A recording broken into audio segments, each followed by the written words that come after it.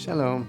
This week's Torah portion in the land of Israel is Parashat Pinchas, while the portion of Balak will be read in the diaspora. You know, the book of Numbers is really divided into two halves. The first half is from the beginning until Parashat Korach, and the second from the portion of Balak until the book's conclusion. Parashat Chukat, which introduces the new generation, marks the point of transition between them. The first half of the book of Numbers focuses on the generation that left Egypt, who received the Torah at the Sinai revelation. They can best be defined as a passive generation. And don't get me wrong, I don't mean that at all in a negative way. Passive in the sense that according to their spiritual level, their rectification was not in the realm of action, but in the realm of being called upon to accept Hashem's will. To put it plainly, they were receptacles for Hashem's will. They were constantly receiving from Hashem. They were beneficiaries of his kindness. The Holy One, blessed be he, took them out of Egypt amid signs and wonders that transcended nature, requiring no effort or action from their side. Hashem elevated them to the level of receiving the Torah at Mount Sinai. They were led by Moshe Rabbeinu, our teacher Moses. So open up your heart. The people of this generation were truly spiritual giants, yet being able to only receive is a limitation. They were not people of initiative. They are not characterized by action, at least not by positive action. For at the same time, they were guilty of many transgressions, and all of these having taken place during the first 2 years of their desert stay. Their spiritual work was about learning to become subservient to Hashem's will, to subjugate their own will to his.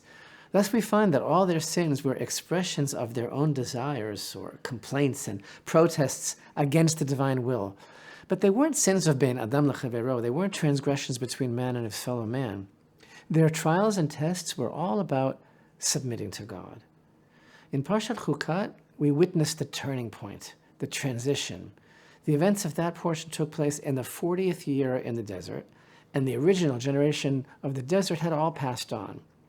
Parashat Chukat introduces their children, the new generation of those who will be entering and inheriting the land. The previous generation's leaders are not relevant to this new generation. Thus, in the portion of Chukat, recall that Miriam and Aaron passed away, and God officially informed Moshe that he will not be entering into the land with the people, on account of what happened at the place known as the Waters of Strife.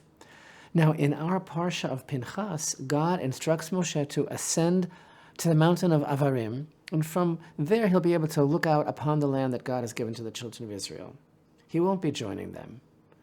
Moshe's leadership is compared by our sages to the brightness of the sun, which outshines and nullifies any other light. It wasn't focused on the individual. It was a leadership that carried the whole nation as one.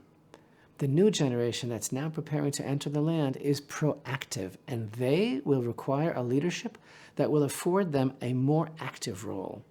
Until now, throughout the years of the desert wanderings, all the light and blessing flowed to the nation through the teachings that Moshe gave over to them on account of his relationship with Hashem. He was like the conduit. But now, the focus shifts from Moshe to the nation of Israel themselves, who will no longer be passive, who from this time forward become dynamic partners in bringing about their own redemption, which is the redemption of the world. In our Parsha, God instructs Moshe to ascend to Mount Avarim, from where he'll be able to look out upon the land that God has given to the children of Israel. God has told Moshe that his time is coming. And so, in preparation for leaving this world, Moshe asks Hashem to appoint a fitting leader to replace him, one who will be able to lead the nation of Israel into the land. As we read in verse 15 of chapter 27, Moshe turns to God and addresses him using an unusual expression. He says, "May Hashem, God of the spirits of all flesh, appoint a man over the assembly, who shall go out before them and come in before them, who shall take them out and bring them in, and the assembly of Hashem not be like sheep who have no shepherd." Hashem informs Moshe that Yehoshua, Joshua, is appointed to lead the people. But what is the significance of this uncommon expression, God of the spirits of all flesh? And why does Moshe use it just now? Rashi tells us that the phrase God of the spirits expresses the idea that Hashem is a God for each individual. Rashi cites the Midrash Tanchuma informing us that Moshe said to Hashem, Master of the universe, the character, the nature of each person is revealed before you, and no two people are alike. Please appoint over them a leader who will tolerate each person according to his individual character. So open up your heart in the deepest way. According to this Midrash, God of the spirits means that Hashem knows the spirit, the nature of each and every person, and in requesting God to appoint a new leader, Moshe was asking that it be a patient person, a tolerant person, who would be able to understand each person as an individual and appreciate their individuality. The new leader will need to accommodate the needs of self-expression for each tribe, for each person, for every opinion. Thus, in informing Moshe that Yehoshua is the chosen leader, the Holy One, blessed be He, emphasizes the most important attribute that He finds in Joshua. In 27:18, God says, Take Joshua, the son of Nun, a man in whom there is spirit. And as Rashi explains, just like you said, just as you requested, someone able to deal with the character of each individual. The skill set of this new generation, their headspace, their orientation, their range of motion, as it were, it's all completely different than that of their fathers, the generation of the desert. That's how we're able to understand why the first time that earlier generation of the children of Israel complained about water, God was, as it were, angry. But when the second generation asked for water in Parashat Chukat, God found no fault in them. This insight also helps us to understand, as to Moshe mistakenly reacting with anger to the request for water at the waters of strife, although his mistake cannot be understood as a sin in a simple sense at all, but rather his mistake was in continuing with a style of leadership that suited the generation of the desert, but not those who stood before him now, those who would be inheriting the land. Notice that this distinction is also manifest in the way that the new generation waged war. Back in Exodus chapter 17, when the generation of the desert had to go to battle with Amalek, that war was so totally godly, divinely orchestrated, and the outcome was determined by Moshe. For when his hands were extended towards heaven, Israel was victorious. And when he let down his hands, Amalek prevailed. But all the battles that we learn about from Parashat Chukat onwards were fought by the nation using conventional means. And in the same light, notice that Moshe led the nation in song at the splitting of the sea.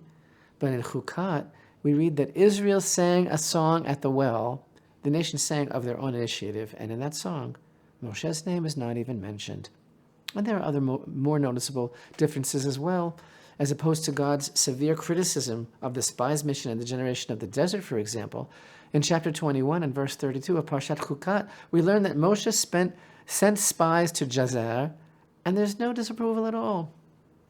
So to carry this understanding on to the portion of Pinchas, the zeal of Pinchas, who arose from the midst of the congregation, is another expression of the activism that characterized the nation of Israel in this generation. Thus, following Pinchas's action, and after the plague that ensued as a result of the daughters of Moab and Baal Peor, a new census takes place. And this census serves to emphasize the identity of each person as an individual. Afterwards, we meet the daughters of Tzlafchad, who request and demand an inheritance of the land. And Yehoshua is appointed, and Moshe ascends to Mount Avarim to look out upon the land that he will not be entering, because it's just no longer his time. He can't relate to who they are. It's a new reality.